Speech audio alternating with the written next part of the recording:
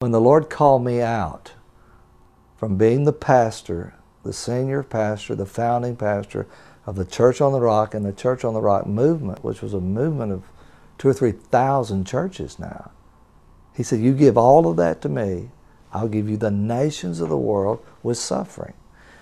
And I had no idea what that meant. I'm so glad He explained everything to us, because if He did, most folks wouldn't go. And I tell you, it's been a wild and a wonderful ride in faith, because I literally have gone throughout the Soviet Union. I took 7 journeys there.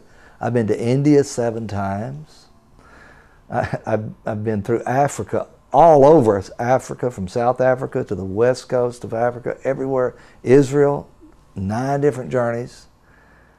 All over the world. But I've done the same thing. I never forsook the calling that God put on my life, because I knew the gifts and callings were irrevocable, and I knew that's what He told me.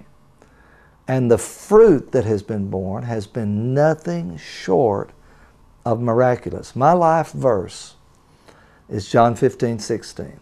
It's one verse He gave me when I first started. Believe it or not, I was saved in 1968. I preached my first sermon in 1970 in a rescue mission in Longview, Texas.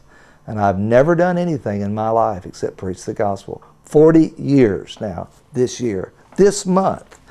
And the verse is this, John 15:16. It says, you have not chosen me, I chose you, and I ordained you to go and bring forth much fruit. And your fruit will remain, so that whatever you ask the Father in my name, I'll give it to you. You know what the very next verse in the Bible says? Most people know that verse, or they've heard parts of it, and fruit remaining. All of that has happened supernaturally. And I've had no one supporting us. I mean, we had no church behind us. My churches that we built through the years, none of them, it's been totally faith. And I mean, crazy faith. To the point that it's just been wild. But the next verse is what most people don't know in the Bible. It says, and they will hate you. Jesus said that.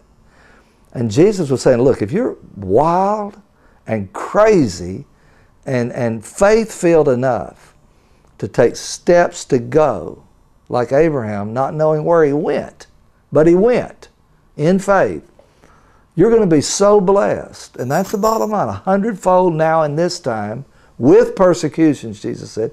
You're going to be so blessed, so totally blessed, that people won't get it. I had one pastor one time, he said, man, how do you live? How do you pay your bills?